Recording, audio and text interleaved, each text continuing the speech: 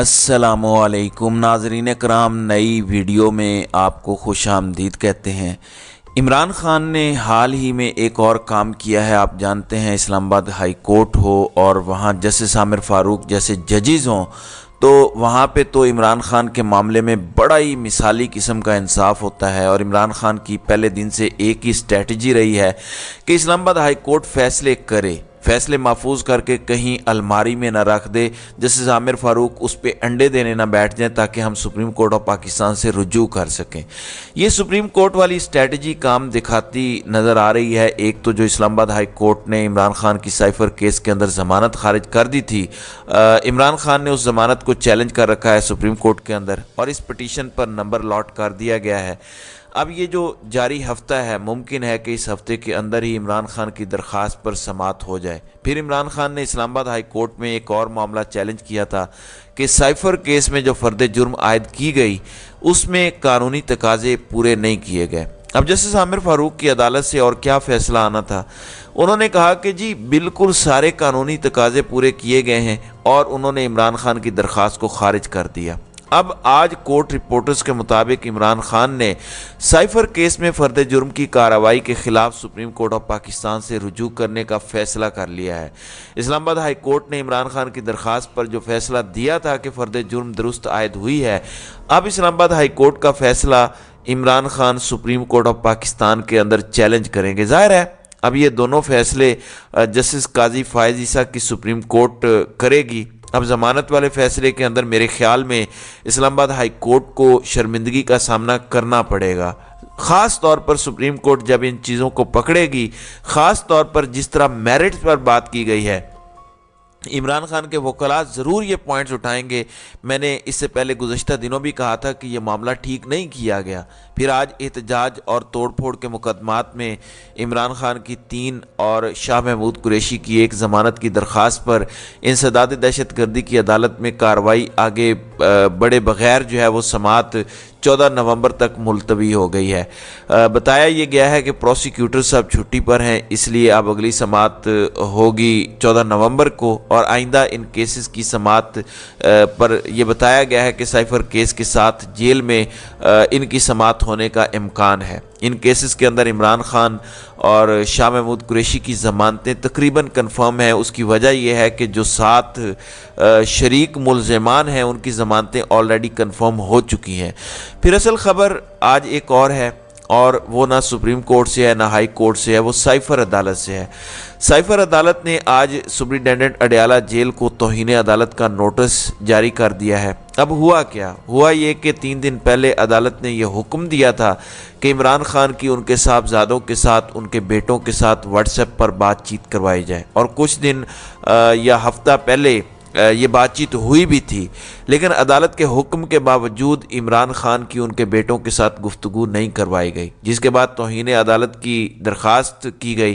تو آج سائفر کے جج ابو الحسنات ذوالقرنین نے اس درخواست پر جو اڈیالہ جیل کے سپرنٹینڈنٹ کو توہین عدالت کا نوٹس جاری کیا ہے 8 نومبر کو، یعنی کوئی زیادہ لمبی چوڑی تاریخ نہیں دی، اب 8 نومبر کو انہیں عدالت میں بلا لیا ہے کہ انہوں نے کیوں عمران خان کی ان کے بیٹوں سے بات چیت نہیں کروائی۔ اب دیکھنا یہ ہے کہ اس بار کیا ایسا موقف اختیار کیا جاتا ہے کہ عدالت مطمئن ہو سکے۔ آخر کیا وجہ ہے؟ کیا کوئی قومی سلامتی سے جڑا ہوا معاملہ ہے کہ عمران خان کے ان کے بیٹوں کے ساتھ واٹس ایپ پر کال یا گفتگو نہیں کروائی جا سکتی؟ ظاہر ہے اب اس کے لیے ہمیں تھوڑا سا انتظار کرنا پڑے گا، جس کے بعد صورتحال کلیئر ہو جائے گی۔ پھر ایک بات بڑی دلچسپ ہے، اور وہ آج لاہور کے اندر ہے۔ لاہور میں ایک تو آج نواز شریف نے ماڈل ٹاؤن سیکرٹریٹ کا دورہ کیا، اس موقع پر کچھ بکرے بھی ذبح کیے گئے، صدقہ بھی دیا گیا، لیکن دلچسپ بات یہ ہے کہ مسلم لیگ نون پنجاب کی قیادت تو تھی، جس میں احسن اقبال خواجہ، آصف خواجہ سعد رفیق وغیرہ تھے، کچھ دیگر لوگ بھی تھے، لیکن سندھ سے بشیر میمن بھی آئے ہوئے تھے، اور بشیر میمن جیسے لوگوں کا ہونا یہ مسلم لیگ نون کی حکمت عملی کا حصہ ہے۔ وہ تمام افسران جو کسی عہدے پر ہیں، کسی پوسٹ پر ہیں، اگر وہ مسلم لیگ نون کے مفادات کا تحفظ کریں گے، خیال رکھیں گے، تو پھر وہ نوازے بھی جائیں گے۔ آج وہ فرما رہے تھے کہ میں کوئی عہدہ نہیں مانگ رہا مسلم لیگ نون سے، وہ کچھ فائلیں بھی اٹھا کے آج نواز شریف سے ملے۔ ظاہر ہے تھوڑا عرصہ پہلے یہ صاحب ٹی وی پر بیٹھ کے عمران خان کے خلاف جو باتیں کرتے تھے، ظاہر ہے نوکری کے فوراً بعد مسلم لیگ نون کو جوائن کرنا، نواز شریف کو اپنا قائد قرار دینا، یہ ہے وہ اصل چیز کہ کس طریقے سے مسلم لیگ نون پورے سسٹم کو کنٹرول کرتی ہے اور چیزوں کو لے کر چلتی ہے۔ لیکن اس وقت نواز شریف خود سسٹم ہے تو وہ کچھ بھی کر سکتے ہیں۔ آج تو خواجہ آصف کہہ رہے تھے کہ ڈیل کا تاثر درست نہیں ہے، کوئی ڈیل نہیں ہوئی۔ انہوں نے کہا کہ نواز شریف کو واپس آنا تھا صحیح وقت پر، وہ واپس آ گئے۔ خواجہ صاحب بڑے قابل احترام ہیں، لیکن انہی کی برادری کے ایک اور شخص ٹی وی پر بیٹھ کر فرماتے ہیں کہ جنہوں نے بھیجا تھا نواز شریف کو وہ بھی جانتے ہیں، تو بھیجا اگر کسی خاص معاہدے کے تحت یا ڈیل کے تحت گیا تھا تو ظاہر ہے واپسی بغیر ڈیل کے کیسے ہوگی؟ یہ بھی ایک بنیادی سوال ہے۔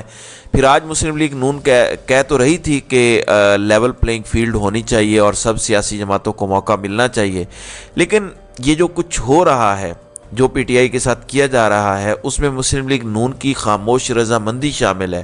مسلم لیگ نون ہی چاہتی ہے کہ اس کو کھلا میدان دیا جائے، کیونکہ مسلم لیگ نون کو اب بھی یقین نہیں ہے کہ وہ الیکشن جیت پائے گی۔ مسلم لیگ نون کو اب بھی پتہ ہے کہ وہ عوام کے پاس گئے تو عوام نے جو ان کی درگت بنانی ہے وہ ہمیشہ یاد رکھیں گے۔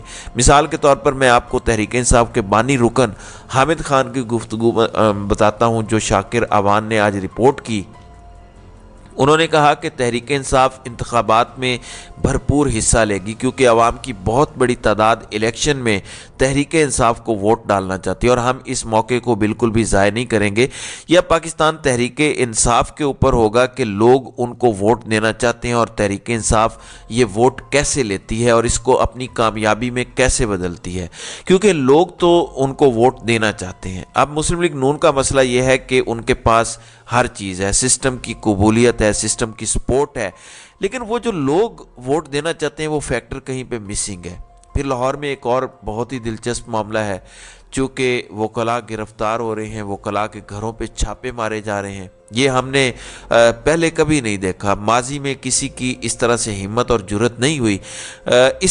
اس کی وجہ یہ ہے کہ ایک ایک کر کے یہ اوپر بیٹھی اشرافیہ ان تمام اداروں آرگنائزیشنز کو کمزور کرنا چاہتی ہے تاکہ وہ کہیں پر بھی ہمارے مخالف نہ کھڑے ہو سکیں۔ اب اس پر لاہور بار ایسوسی ایشن نے تگڑا سٹانس لیا۔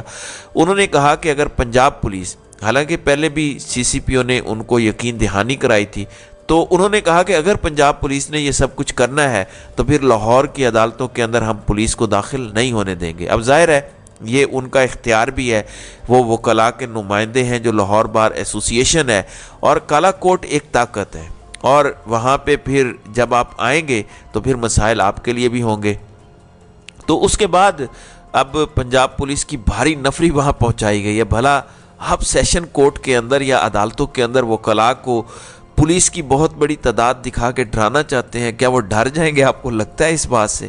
یہ پولیس کو سمجھنا چاہیے کہ آخر آپ کو کہاں پہ آنا ہے۔ مثال کے طور پر ان وکلاء کو اگر آپ گرفتار کریں گے بھی تو عدالتوں میں ہی آپ نے آنا ہے، تو عدالتیں تو ان کا گھر ہیں، تو کب تک وکلاء کے ساتھ آپ لڑیں گے؟ نہیں لڑ سکتے آپ۔ اور پنجاب پولیس کو ویسے بھی عقل سے کام لینا چاہیے۔ دیکھیں اگر کوئی غلط چیز ہے تو اس کو اچھے طریقے سے، قانونی طریقے سے ہینڈل کیا جائے، نہ کہ آپ نے ہر چیز کو رگڑا لگایا ہوا ہے۔